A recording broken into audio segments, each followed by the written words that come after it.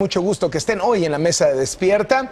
Tres mujeres que han alzado su voz y han estado opinando sobre lo que ha pasado en los últimos días. Renata Turrent, Ana Villagrán y Estefanía Veloz. Muchas gracias a las tres y muy buenos días. A ver, de entrada, una opinión general de las condiciones. Creo que en el diagnóstico hay desgraciadamente un consenso, lo cual no quiere decir que las cosas hayan mejorado, pero creo que todo el mundo está de acuerdo en un diagnóstico que es imposible de seguir aceptando para las mujeres a nivel violencia verbal, violencia física, violencia laboral, etcétera, etcétera. El movimiento per se. ¿Cuál es la opinión de ustedes? Renata.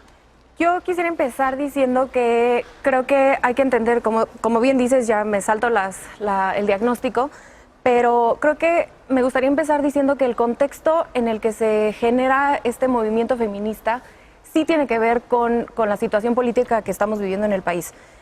Nosotras nos sentimos listas para salir a protestar de la manera que estamos protestando y alzar la voz de la manera en la que la estamos haciendo, porque creemos y sabemos que el gobierno nos va a escuchar. Entonces, a mí me parece importante dos cosas. Una, recordar qué es el mensaje que estamos tratando de dar y que no se pierda en las cosas irrelevantes, por un lado, y por el otro, que sí entendamos que el contexto político que se está dando nos permite que alcemos la voz. Cuéntanos, Ana. Buenos días. La verdad es que yo sí difiero bastante. Yo sí creo que hoy todavía observamos un presidente y una jefa de gobierno que todavía no les cae el 20. Yo creo que se espantaron bastante porque nunca se esperaron una manifestación de esta magnitud y con esta intensidad. Todavía observamos ayer a un presidente en la mañanera señalarle y preguntarles a las feministas, que en todo caso me gustaría preguntarles a mis compañeras si le pueden responder al presidente, porque él preguntaba, ¿qué tiene que ver la destrucción de monumentos históricos con el movimiento feminista? Sí, a mí me preocupa que si el propio presidente no entiende a sus simpatizantes y tampoco está escuchando a muchas otras mujeres que no simpatizan con él, pero que están levantando la voz, pues realmente entonces, ¿qué le espera a México? Y también observamos que en un primer momento la jefa de gobierno no había entendido y al contrario su reacción fue muy defensiva, muy decir, no vamos a caer en provocaciones, y le tardó no solo 10 días poner el tema sobre la mesa, sino, no sé, ya aproximadamente 15 días en llegar a una resolución. Como lo hemos mencionado en otros espacios, pues yo celebro que se haya visibilizado el problema, pero sí creo que ni la jefatura de gobierno ni el gobierno federal ha estado a la altura de la situación. Estefanía. Yo no me iría tanto dentro de la narrativa de si se dijo o quién lo dijo. O sea, tendríamos que entender que esos feminicidios que mencionabas al principio son parte de un tipo de violencia estructural que perpetúa el Estado y que forma parte de muchas otras cosas. La denegación a un acceso a un aborto libre y seguro, el problema de no acceso a la justicia para las mujeres, el tema de las carpetas que vimos. La Ciudad de México viene a entender que durante el sexenio de Mancera hubo 133 carpetas que no estaban identificadas donde tenían que haber ido. No podemos contabilizar ni cuantificar los homicidios de las mujeres. No entendemos, dicen feminicidio, pero están poniendo todos los mismos homicidios en las carpetas. No nos dejan investigar cómo está pasando todo. Ese es el problema. O sea, si nos vamos, creo que en la narrativa de lo que se ha dicho, ¿no? Estaríamos dejando de lado las muertas de Juárez, estaríamos dejando el tema de Atenco de lado. Este tema que pasó en la Ciudad de México es un reflejo, yo creo que el descontento que hay en muchas partes del país y que tiene muchos años gestándose. Creo que es un caldo de cultivo, porque desde Atenco hemos visto cómo los gobiernos anteriores se han dedicado a proteger a las corporaciones de seguridad, porque desde el sexenio de Calderón, y es importante decirlo, lo platicaba con Renata hace un rato, hubo un repunte similar a los feminicidios que tenemos ahorita. Durante Calderón subió 155% en 2 años. Es muchísimo. ¿Cuántas mujeres mataron en la guerra contra Calderón? Habría que decirlo. Si nosotros nos ponemos a pensar en una coyuntura básica, tan básica como puede ser la declaración que hizo Claudia, la manifestación que es una pequeña representación, creo que tendríamos que pensar en que estas manifestaciones se tienen que hacer en todos lados y que desemboquen en manifestación pacífica. Yo creo que es pacífica porque no hubo violaciones a los derechos humanos de parte de los policías, como ha habido en otros estados. Creo que tendríamos que replicar esta y pensar en que este tipo de manifestaciones en otros estados donde hay un régimen más conservador, como pueden ser los estados panistas, que ha sido siempre de derecha, donde por cierto hay muchos abortos y violaciones de derechos humanos, sea esto y desemboque en un diálogo directo con la jefa de gobierno como pasó ahora. A mí me parece que, digamos, es un riesgo ser mujer en México, eso ya lo sabemos, las cifras están ahí. Se han invertido muchísimos recursos y muchísimos años y muchísimas voluntades en crear instituciones, en crear leyes, en hacer mecanismos de protocolos de alerta de género, etcétera, que hoy claramente resultan insuficientes. Entonces, a mí lo que me gustaría ver no es... No es ni o sea, la retórica de la jefa de gobierno, la retórica del presidente, a mí no me sirve de nada. A mí lo que me serviría sería un plan de acción que pudiera ser monitoreado por las organizaciones y que efectivamente en el corto plazo lleve a reducir los niveles de violencia en la que vivimos las mujeres. O sea, presupuestos, ¿dónde están los presupuestos? O sea, que a mí me digan que va a haber un taller para sensibilizar, pues no sé, a mí me importa que haya un presupuesto que esté dirigido a eso y que se pueda realmente monitorear si ese presupuesto lleva a una mejora o no. Ana, pone sobre la mesa el tema de la solución. ¿Cómo están los gobiernos enfrentando en esta coyuntura la denuncia que surge en las calles? ¿Cuál es su opinión? Empiezo con Claudia Sheinbaum. Creo que estoy de acuerdo contigo. Creo que no queremos más retórica de qué se va a hacer y cómo vamos a hacer un taller. Creo que es algo tan grave que se tiene que solucionar de diferente manera. Y por eso celebro muchísimo la manera en la que Claudia Sheinbaum ha volteado a ver a las feministas jóvenes, que sí traen un pliego petitorio clarísimo, que no se queda en la narrativa. Inicialmente no había pasado, ¿no? Y era una de las quejas. Pero que ahorita se reunieron el domingo y se sigue hablando y hay un compromiso en que se va a seguir trabajando con estas jóvenes que han llevado el movimiento. Entonces, eso para mí sí es un cambio diferente a lo que habíamos visto anteriormente, por un lado. Y ya como a nivel más macro, por eso muchas de nosotras votamos por Andrés Manuel. Creo que la única alternativa que ha propuesto programas donde se puede resolver cuestiones estructurales que ayuden a cerrar la brecha institucional, en cualquier caso aborto, como menciona Estefanía, brecha salarial, todas las cuestiones que estructuralmente nos afectan, creo que es un proyecto que lleva Andrés Manuel.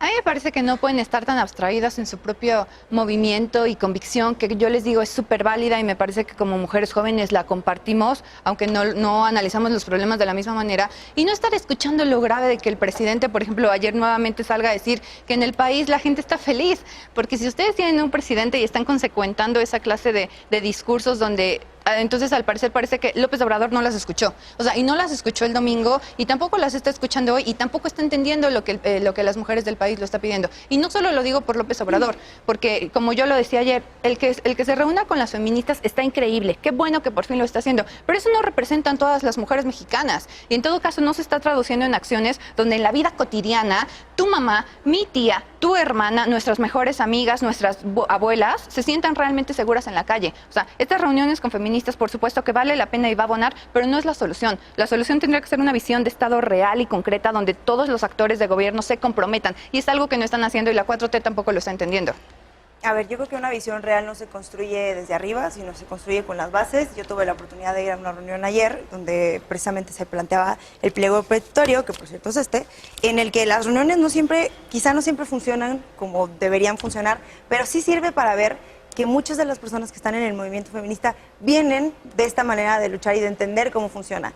Esa es la diferencia precisamente, yo creo, entre el discurso que se queda arriba, entre lo que dijo el presidente y precisamente lo que decías tú, y entender que en México hay un problema de acceso a la justicia. Si no hay una reforma judicial, si no hay una reforma del Código Penal y si el gobierno no se plantea controlar a las Fuerzas Armadas y a las Fuerzas de Seguridad para que no violen derechos, estamos pensando arribita y nos vamos a quedar en el discurso que yo creo que a mucha gente le conviene porque no te permite meterte y decir, es un problema de machismo, porque el machismo mata. Y eso es lo que creo que no hemos terminado de entender. Es un tema de trabajo con todos los estados. Sí, desafortunadamente tenemos estados que se rehúsan a reconocer derechos mínimos como el matrimonio igualitario. Y entonces estamos pensando en que los estados van a actuar como puede ser en la Ciudad de México, que entre comillas, si esto pasa aquí, en los estados más conservadores y más relegados pasan otras cosas. Entonces yo sí iría con el tema de pensemos en que la narrativa del discurso, el enmarcado del lenguaje es muy importante, sí, y en ese sentido movámonos a qué vamos a cambiar profundamente para que las investigaciones existan, para que no solo el 2%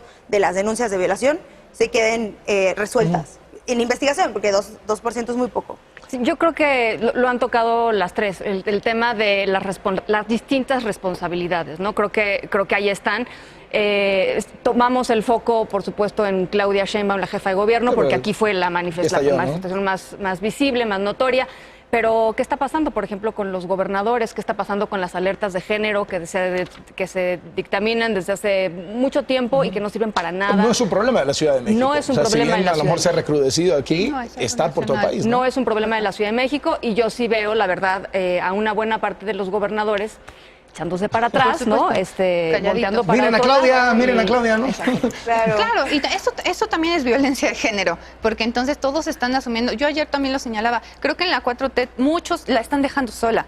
O sea, y le están dejando sola también sus secretarios aquí en la Ciudad de México. ¿Dónde están los diputados? O sea, yo sí quisiera ver actores claves que se están poniendo la camiseta. Y ayer lo platicábamos, excluir a los hombres de su responsabilidad. Si son parte del problema, también tienen que ser parte de la solución. Pero yo creo que pasa por todos, aquí Ana. O sea, yo no creo que tenga que ver necesariamente con la 4T o no. Yo creo que tiene que ver con absolutamente todos los actores políticos de todos habemos los colores críticas y en sabores, todos los ¿no? partidos políticos que también estamos diciendo, oye, también tenemos que tomar cartas en el asunto. ¿Por qué? Porque esto nos afecta a todas y todos. Y no es un problema de partidos, y eso es muy peligroso. Claro, o sea, y sí creo que tenemos que pensar en la violencia de género como algo muchísimo más estructural. Es una base de o sea, el machismo y el patriarcado es una base de la sociedad. Entonces, ¿cómo poder empezar a pensar que vamos a resolver cosas de género si ni siquiera estamos hablando de acceso a aborto? No estamos hablando de qué significa, ni siquiera tenemos un código penal unificado con los feminicidios. O sea, tenemos que empezar en cosas estructurales en las que ahí sí eventualmente nos meteremos en peleas de partidos, porque históricamente el PAN sí nos ha bloqueado esas cosas. Tiene que ver con una visión de gobierno. Pero déjame terminar nada más. O sea, sí la cuarta transformación puedes o no estar de acuerdo, pero no hay duda que el único camino para que se nos ha ofrecido a las mujeres para poder hacer cambios estructurales va por la izquierda. Mira, tan es mentira que la Ciudad de México ha sido gobernada por la izquierda toda la vida y en la Ciudad de México esta clase de problemas se vienen callando, que si bien ha habido avances no tiene que ver exclusivamente con que el PAN haya bloqueado. Es la ciudad más progresista del país. En el último año el 20% de feminicidios y el 20% de violaciones contra las mujeres ha aumentado y en un periodo donde ya gobierna Morena. O sea, esto se tiene que afrontar desde una en la Ciudad de perspectiva. México un montón. Bueno, pero ¿y por qué no me responden lo que el presidente ayer dijo que tiene que ver la destrucción de monumentos históricos con el movimiento feminista? Yo creo que aquí hay una realidad que no podríamos soslayar, precisamente lo que dicen la responsabilidad de los estados, y si bien lo más peligroso es pensar que en una ciudad tan progre están llegando estos problemas cuando mucho tiempo fue una isla, y es la primera ciudad que se está planteando ahorita en este momento una alerta de género que dijeron ya las autoridades que sí van a emitir y creo que es muy importante. Pero los estados que tienen más feminicidios, que tienen más muertes maternales, que tienen más represión y que tienen más violencia de parte de los policías son Veracruz, Aguascalientes, Oaxaca, Guanajuato, Tamaulipas, Puebla y Baja California. Claro. Y Jalisco, que históricamente también fue gobernado por el PAN. Lo que tienen en común es, y yo no me voy a ir a un tema de partidos porque creo que es muy vacío Pero no y es dejas de dejar el machismo mencionarlo, en eso. Estefanía. Lo que yo diría es, no es una idea quizá de partidos ni de colores, pero sí de conservadurismo. El conservadurismo nos está llevando a que mucho tiempo callen lo que está pasando en estos estados.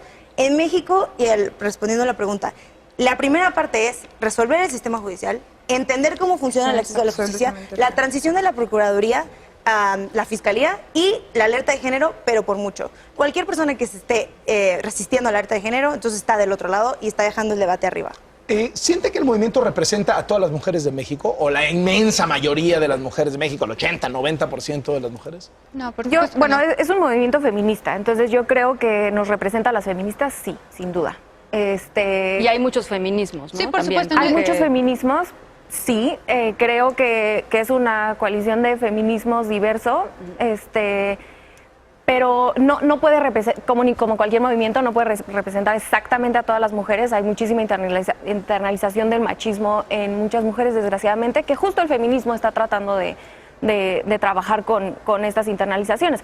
Entonces sí es difícil pensar que va a representar a todas las mujeres, pero creo que lo platicamos ayer un poco en la mesa, el mensaje de raíz que traemos en el feminismo le llega a mi abuela, le llega a mi mamá, son cosas que todas vivimos y que nosotras estamos sabiendo articular desde el feminismo. Y estamos sabiendo hacer política desde el feminismo, cosa que no se puede hacer. Que el feminismo de otro no es lado. un manager, pues, o sea, Exacto. una manager, no es alguien con quien te sientas ahí representada totalmente, pero el feminismo ha puesto sobre la mesa algo que pasa y que nos atraviesa a todas.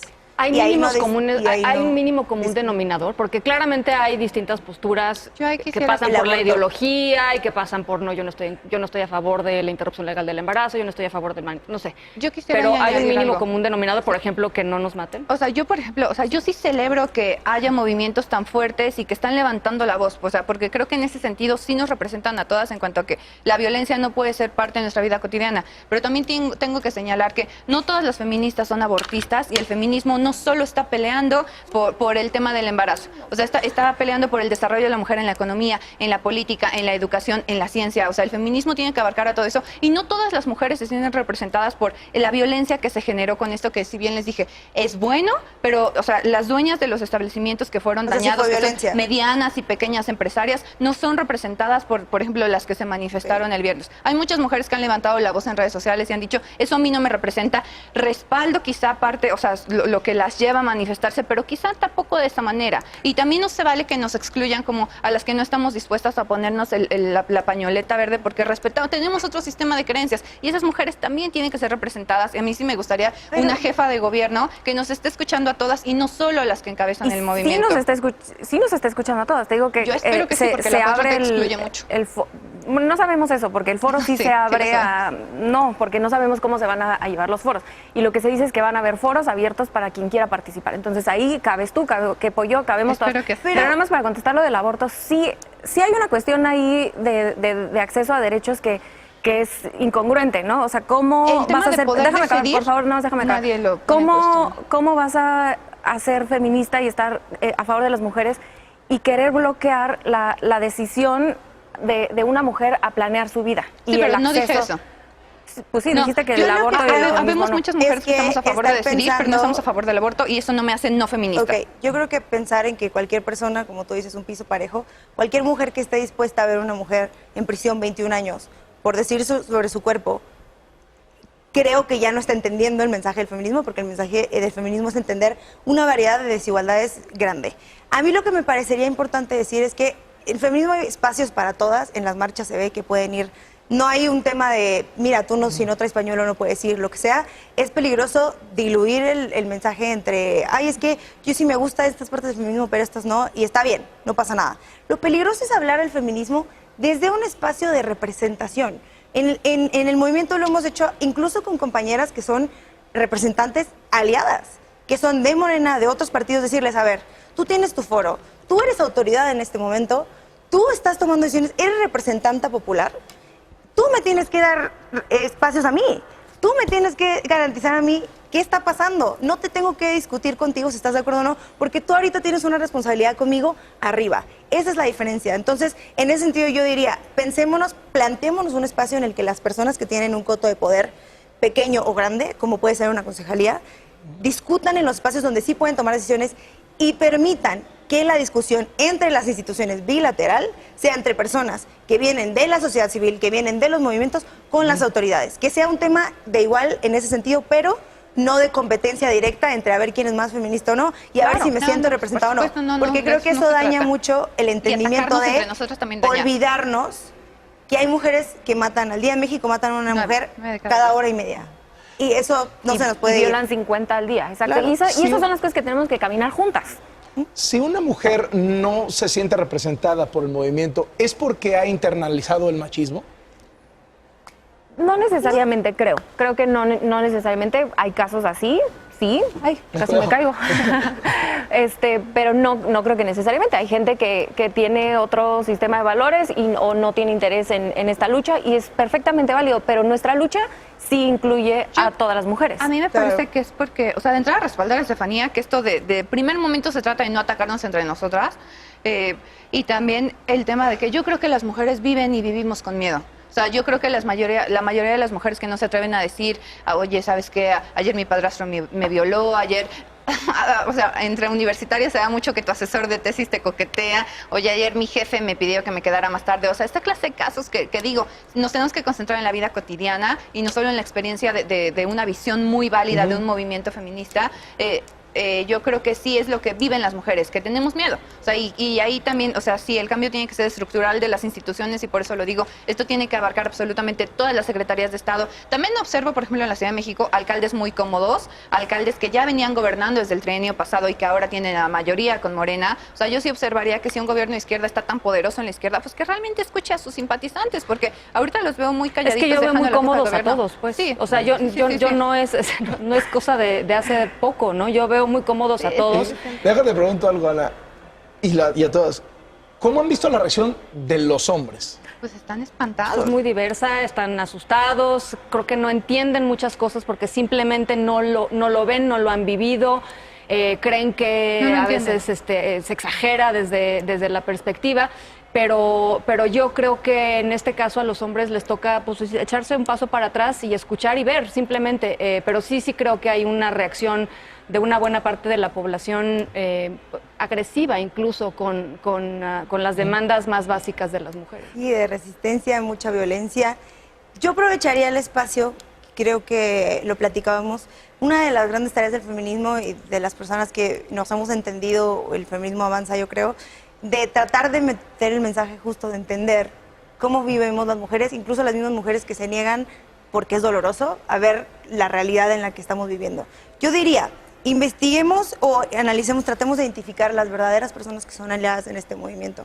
A mí me preocupa que estemos teniendo esta discusión en torno a el acoso callejero, digamos, por el tema de la ciudad, pero que hubiera de esos mismos actores y actoras resistencia cuando el Me Too, resistencia cuando salimos a decir hay un problema de acoso muy grande, no hay protocolos, nadie nos está haciendo caso, resistencia real de decir no, a ver, es que yo creo que aquí el tema de la desigualdad es un tema y el tema de la protección de inocencia, o sea, como la presunción de inocencia, ese es el problema. ¿Hasta qué momento nos vamos a quedar pensando en que es un problema de las alcaldías, en que es un problema de la ciudad, en que es un problema del gobierno entrante? Porque así nos vamos a ir sexenio tras sexenio y yo creo que si estamos en una crisis de seguridad de mujeres y seguridad en general, quedarnos en el debate superfluo para llevar agua a nuestro molino es medio complicado y mucha gente lo está haciendo y en redes creo que es la cosa más transparente. Entonces lo que tú decías, ¿cómo están viendo a los hombres?